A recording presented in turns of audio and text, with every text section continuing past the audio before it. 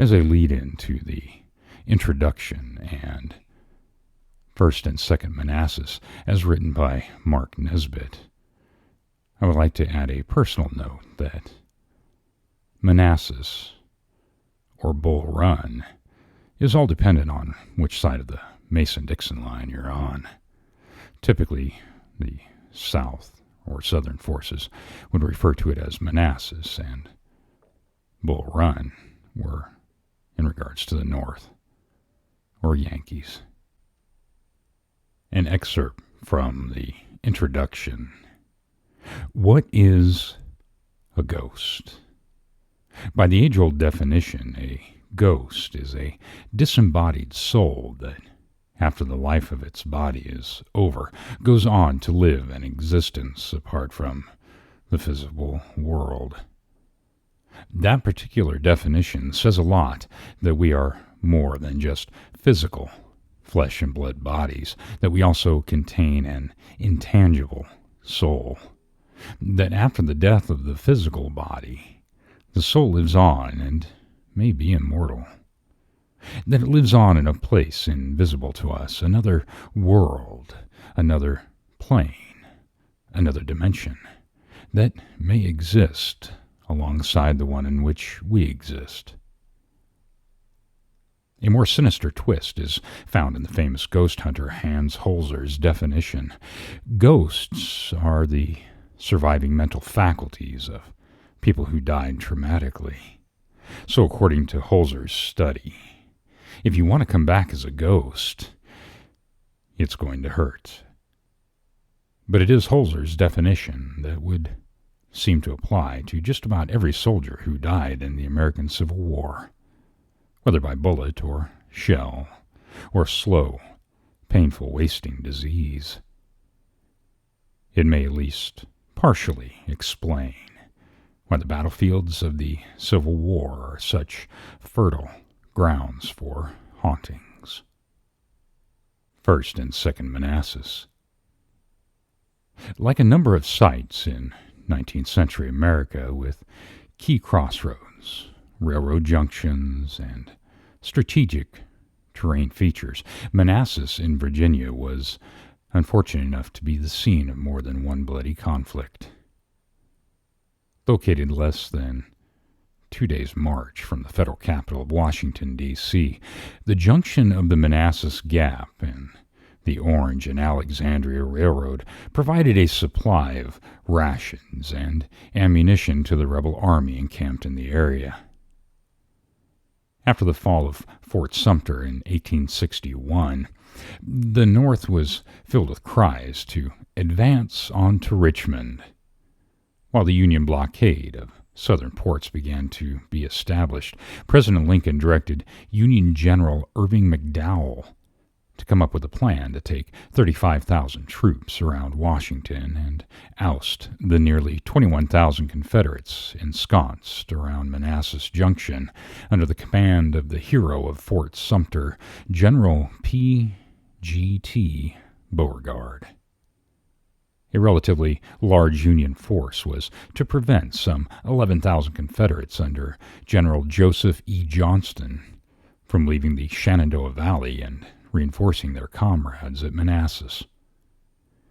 McDowell began his march to defeat the smaller Confederate force and capture the railroad junction at Manassas on July 16, 1861. His plan was to have part of his force demonstrate towards a stone bridge and Blackburn's Ford on Bull Run, while sending a large flanking force to Sudley Ford to attack the Confederate left and rear. By the time McDowell's men reached the battlefield, however, the 11,000 Confederates under Johnston had slipped away from the Federals in the Shenandoah Valley and climbed aboard railroad cars that took them directly to their comrades at Manassas Junction.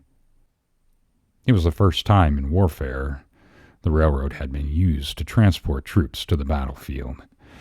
Now the two sides were of even strength. In the early morning of July 21st, the Federals began their demonstration at the stone bridge. Facing them was the Confederate brigade of Colonel Nathan G. Evans. Though the Union troops approached the bridge, they made no effort to force a crossing.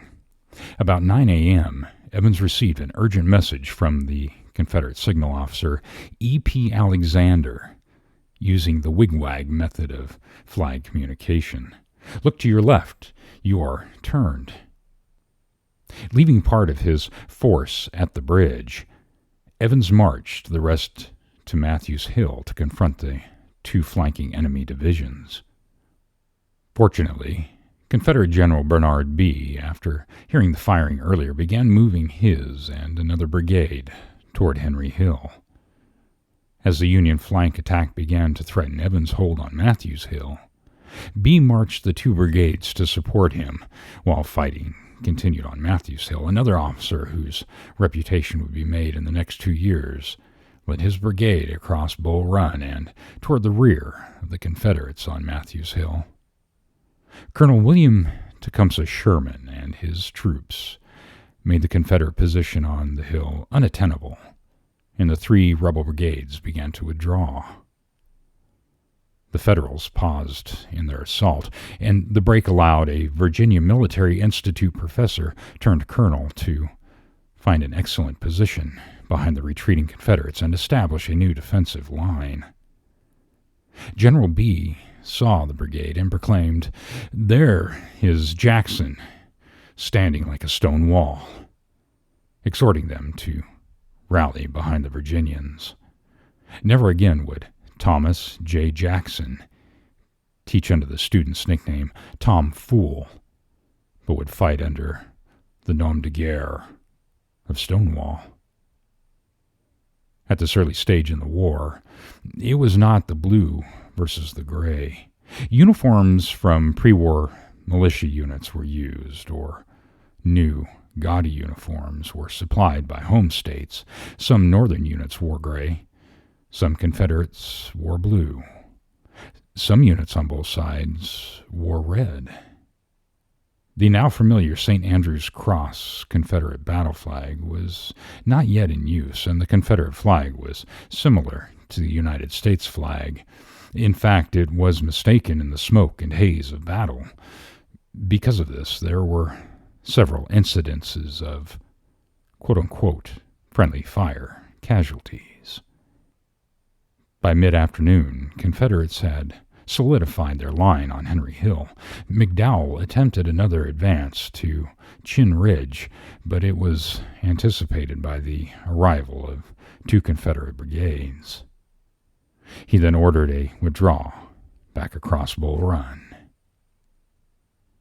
What started out as an orderly withdrawal soon became a rout.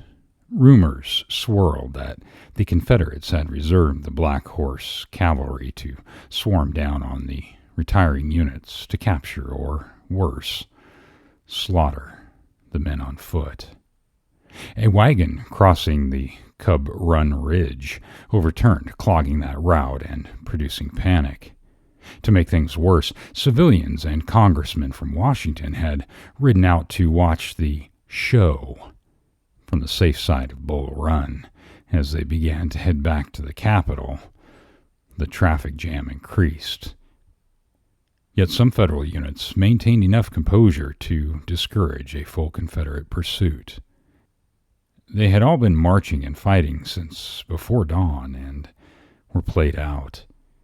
Despite rampant rumors, the Confederates, disorganized in victory, were in no shape to advance upon Washington.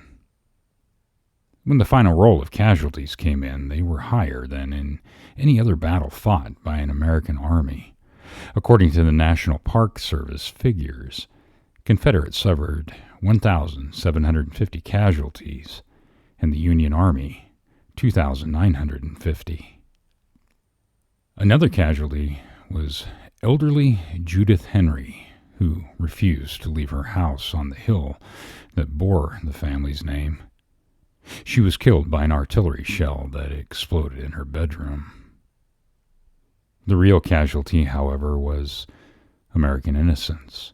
Suddenly, those citizen soldiers who signed up for 90 days, hoping to get in a battle before it was all over, were being asked to re-enlist for 3 years.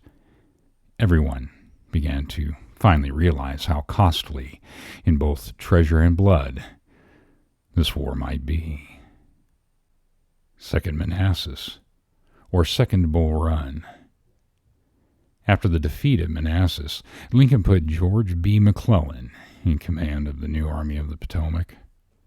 McClellan's unsuccessful Peninsula campaign in the spring of 1862, which the Confederates drove the Union Army from the doorsteps of Richmond, led the Federal War Department to organize troops around Washington in an army and brought General John Pope from the West to command it. General Robert E. Lee, now in command of the Confederate Army of Northern Virginia, decided to use Stonewall Jackson's troops to contest Pope's movements. A battle was fought at Cedar Mountain on August 9th. Although Jackson held the field at the end of the day, he did not administer a decisive blow to Pope. On August 12th, Lee received intelligence that McClellan was heading to the area by water from the peninsula. The next day, Lee sent General James Longstreet to join with Jackson, and Lee followed on August 15th.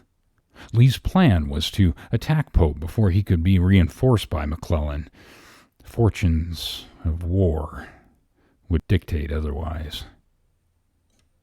General Jeb Stuart, Lee's renowned cavalry commander, was nearly captured by Yankee troops at Burdersville on the morning of August 18th. Stuart had been expecting other Confederate forces that morning, and when he heard the approaching hoofbeats, he sent out some of his staff to meet them. Then he heard shots. Federal forces had surprised Stuart and his staff, who barely made it out of the yard where they had been encamped. As it happened, the Federals captured some of Stuart's personal items, including his cloak and his famous plumed hat. More importantly, they got his haversack with Lee's order in it. Now Pope knew some of Lee's aggressive plans and acted to withdraw north of the Rappahannock River. Pope covered well the several fords across the Rappahannock, and heavy rains swelled the river so that it was virtually impassable. Stuart approached Lee with a plan that could dislodge Pope from the Rappahannock line, but yielded something more valuable. In a raid on Catlet Station, Stuart missed capturing Pope, but got his dress uniform, which went on display in Richmond, and Pope's dispatch book with marching orders and troop strengths. Lee now had some valuable information. Splitting his army in the presence of the enemy seemed to be one of Lee's tactical trademarks. On August 25th, he sent Jackson and his 27,000 men and 80 pieces of artillery on a 50-mile march around Pope's right flank. In just 2 days of marching, Jackson struck behind Pope's lines and seized his supply depot at Manassas Junction. The hungry Confederates ate everything they could, and then burned the rest of Pope's supplies and went into position behind a crossroads near Manassas Junction called Groveton. Pope realized that Confederates had turned his right flank and attacked his base of supplies in his rear. His response was to become aggressive and march on Jackson's men at Manassas, hopefully being able to hold them up until McClellan arrived from disembarking his troops at Alexandria and before Lee and Longstreet could cross the mountains to the west. It is what Lee feared. Pope decided to concentrate his army at Centerville. As part of it marched along the Warrenton Pike through Groveton late in the afternoon on August 28, 1862. Federal officers saw a lone Confederate horseman ride out and observe the column. At least one Federal commander wanted someone to take a shot at him, but was unsuccessful in his efforts.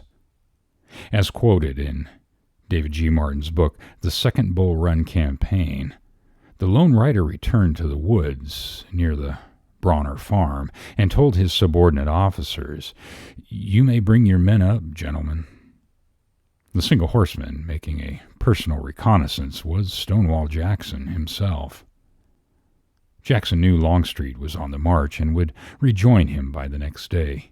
He also knew there were only a couple of hours of daylight left in case the battle went poorly for him, and finally he knew he wanted to hold up Pope from uniting his forces. In Jackson's mind, they were circumstances good enough to risk an attack. What ensued was the largest scale equivalent of an old-fashioned duel. Two of the most vaunted units in either army were involved, Jackson's own Stonewall Brigade and some tough Midwesterners who would soon earn the cognomen of Iron Brigade. Civil War shoulder arms were quite accurate and deadly.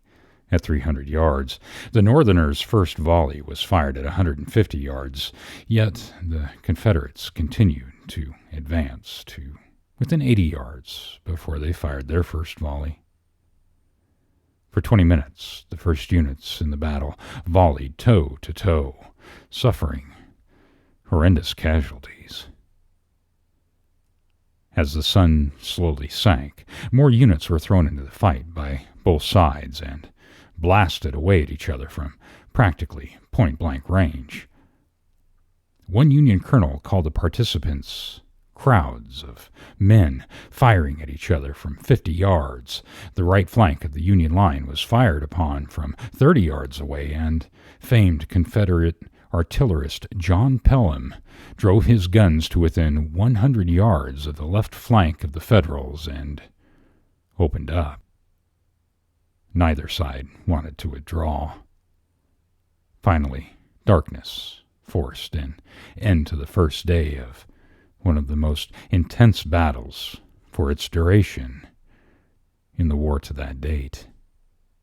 Jackson pulled his men back to an abandoned railroad bed, which made for fine entrenchments and defensive breastworks. He placed his artillery on Stony Ridge behind his 20,000-man infantry and secured his flanks with Stuart's cavalrymen. Now all he had to do was hold off twice as many Yankees until Longstreet and Lee arrived. The Federal advance against Jackson began at 5:30 a.m. on August 29th. Pushing their way through dense woods, they engaged the Confederates along the railroad bed. By morning, more Federals began advancing westward past Groveton to the battlefield of the day before. Suddenly, they were confronted by a large number of the enemy. Right before them, Longstreet had arrived. Longstreet's line hooked up with Jackson's right flank, completing an L-shaped line. Connecting to Jackson were General John B. Hood's division of infantry and the famous Washington artillery from New Orleans. Lee wanted to attack Pope immediately. Longstreet wanted to reconnoiter. While Longstreet, Stuart, and finally Lee himself examined the Union dispositions, Jackson's position was under attack. Fortunately for the Confederates, Federal assaults between 1:30 p.m. and 4 p.m. were not coordinated. Even so, several Northern units broke through Jackson's front line. Unsupported, they were driven back by 2nd and 3rd Confederate lines. Pope sent confusing orders to one of his commanders, Fitz John Porter, who stood idly just a few miles away with his 10,000-man 5th Corps. Even a discussion with General Irvin McDowell did little to resolve the confusion. When a second order arrived by 6 p.m., Porter believed it would be too late in the day to make an attack and remained where he was. He would later be court-martialed for his role or lack thereof in the battle. Pope, in the meantime, believing Porter to be moving into position to attack, ordered another assault at 5 p.m. It resulted in the Federals being driven back yet again. If Pope was having trouble with subordinates attacking, so was Lee. A third time, Lee requested Longstreet to attack, but was disappointed. A small-scale fight took place with some of Hood's troops in the dusk. Nightfall ended the fighting of August 29th. Sometime that night, Pope received a message that his cavalry had spotted numerous regiments of Confederates marching through Gainesville towards the battlefield, but for some reason he dismissed it. Jackson was his obsession, and he would continue his attack the next day. Before noon on August 30th, Pope began to receive erroneous reports that Jackson was in retreat. By early afternoon, he had convinced himself that all he needed to do was pursue and destroy a retreating column of Confederates. As his troops advanced towards the railroad bed, they were met by volleys from the enemy, obviously not in retreat, but as determined as ever to hold their position. Fighting was particularly fierce in the lowest section of the railroad embankment, known as the Deep Cut, and Federals nearly broke through a gap in the Confederate line at a place called the Dump, where the Confederates ran out of ammunition and hurled rocks at the Union troops. While Jackson's men doggedly resisted Pope's onslaught, Longstreet still held off on his attack. In the meantime, McDowell mistakenly withdrew a position of the Union troops in front of Longstreet, leaving a lone, unsupported battery of artillery to defend the Federal flank. Lieutenant Charles Hazlitt, the commander of the battery, realized the extreme danger and sent an aide to find some troops. 2 infantry regiments, the 10th New York and 5th New York, dressed in their gaudy Zouave uniforms, red pantaloons, white gaiters, and tasseled fezzes, hurried to their doom. They arrived in position just in time to face Longstreet's massive assault. 28,000 Confederates bore down on the New Yorkers, approximately 1,000 strong. In 5 minutes, the 5th New York lost 123 men. After all the horror and slaughter of the Civil War was finally tallied, the Zouaves held the grisly record. They lost the highest number of killed in any infantry regiment in any battle of the entire war. Longstreet's men pushed toward Henry Hill, landmark of the first battle of the Manassas in 1861. Atop the hill were 2 brigades of the Pennsylvania Reserve Division, General John F. Reynolds commanding, and 2 more brigades on other assorted troops. Reynolds, who would meet his death in less than a year at Gettysburg, ordered the reserves forward. The opposing lines met at the Sudley Road. The Yankees seized the washed-out depressions as cover. More troops from both sides arrived, and the Union troops, after having stalled Longstreet's attack, began to withdraw. Finally, mercifully, sunset brought an end to the fighting. Casualties were high. According to the National Park Service, of the 70,000 Union troops present, 1,750 were killed, 8,450 wounded, and 4,250 missing. The 55,000 Confederates engaged lost 1,550 killed in action, 7,750 wounded, but only 100 missing in action. Undeterred by the 9,400 casualties, Lee returned his army's marching columns northward and began his first invasion of the enemy territory. Manassas ghosts. With 2 bloody battles occurring on the same ground, surely Manassas would be the site of numerous ghost stories. During the first battle, the newly recruited soldiers marched into their initial fight as if going to a picnic. Death, in all its hideous forms, took them by surprise. One paranormal theory as to why ghosts linger at one spot is that death comes too quickly for a person to even realize he is dead. Another theory is that a person, even after death, cannot believe that the state he is in is death. Both of these could apply to the naive soldiers of First Manassas. Second Manassas, on the other hand, was a battle of hardened veteran soldiers who slugged it out, toe to toe, and knew the risks and sudden consequences of combat all too well. The Headless Zouave. I can't remember the first time I heard the story about the Headless Zouave, who has been seen in the area where the unfinished railroad crosses the battlefield of Manassas.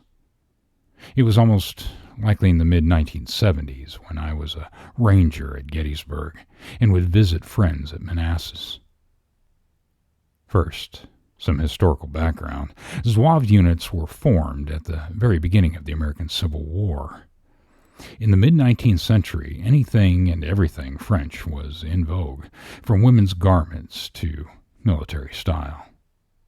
The common kepi headgear was used by both sides and was of a French design.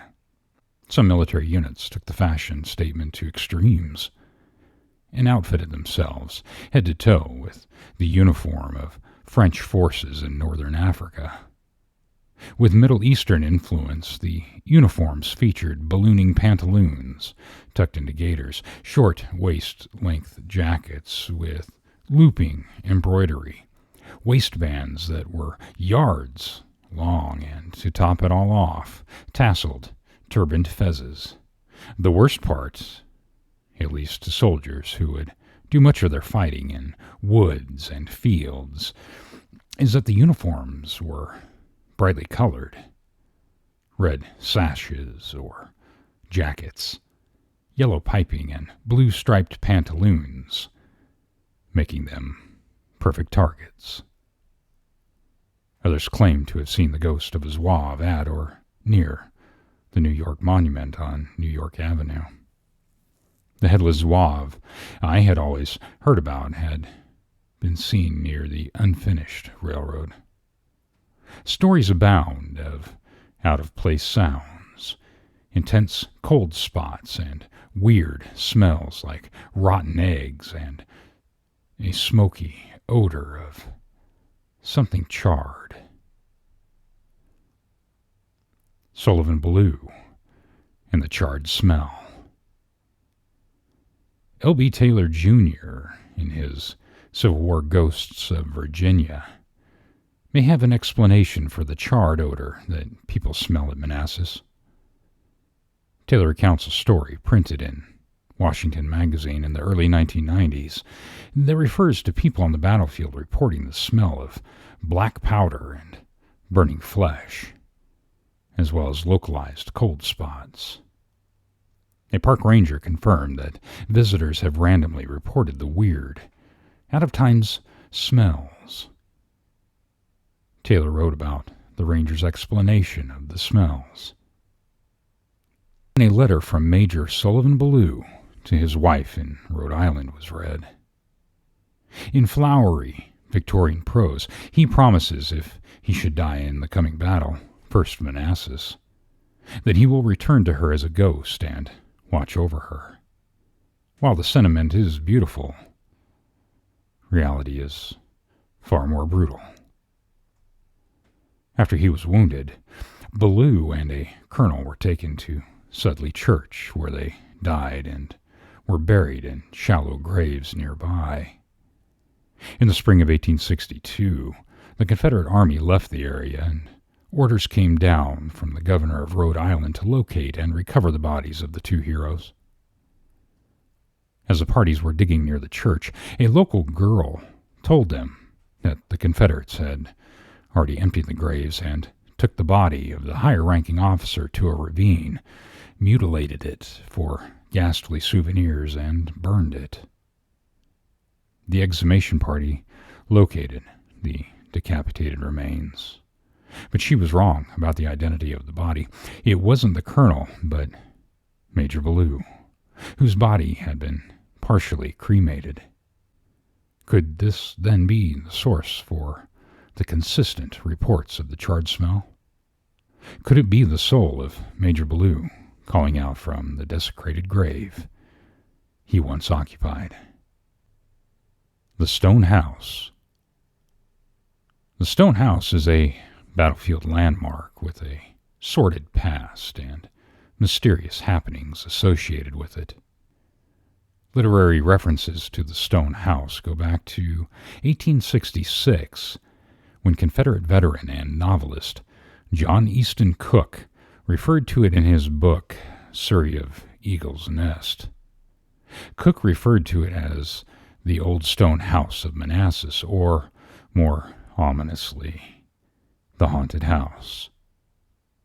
After the turn of the 20th century, a story emerged of a curse put on the house and the family that lived there after the war. The family lost at least 6 of its members to death in a relatively short time. The pre-Civil War history of the house is checkered.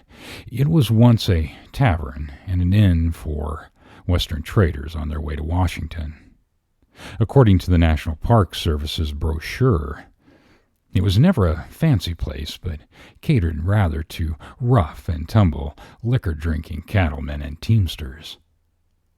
Park historians have documented that, as well as a private home, the building was used as a parole station and as a hospital during both battles. Wounded men left their names carved in the woodwork of the house. David Roth, in Blue and Gray Magazine's Guide to Haunted Places of the Civil War, wrote about the negative energy in the house that is felt by many people. In a story dated 1986, he wrote that visitors sometimes feel a distinct pressure from invisible hands pushing them down the stairs from the second floor. I received a letter in July 1994 from a gentleman who wrote of his similar experience at the Stone House. He recounted what he had heard about the house's history as a tavern with hard drinking and fist fights. The day was hot, but while he was walking through the house, he became the victim of one of those inexplicable cold spots.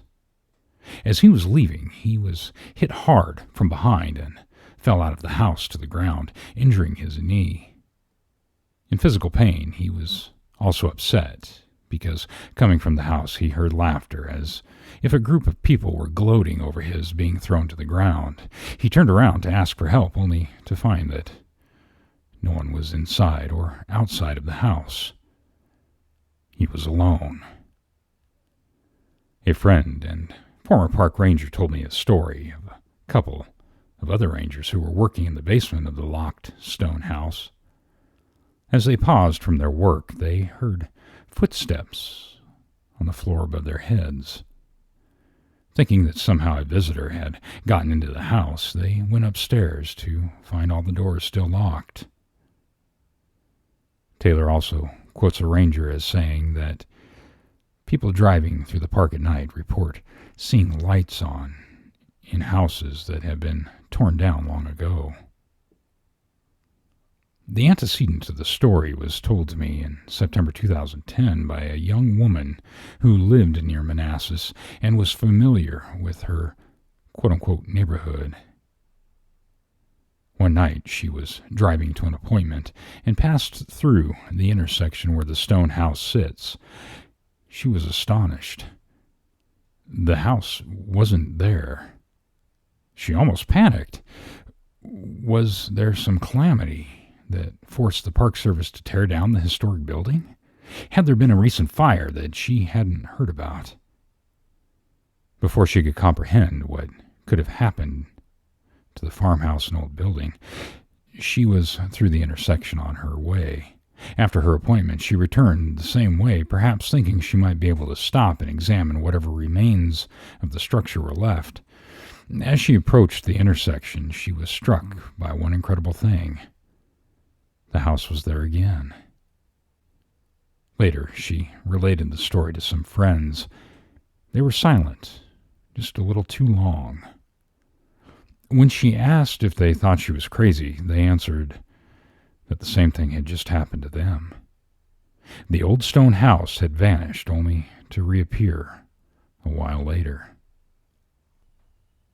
In paranormal studies, there is a phenomenon known as warp, defined as a rip in the fabric of time wherein a percipient sees into the past and looks at a scene that was once at the spot but has changed.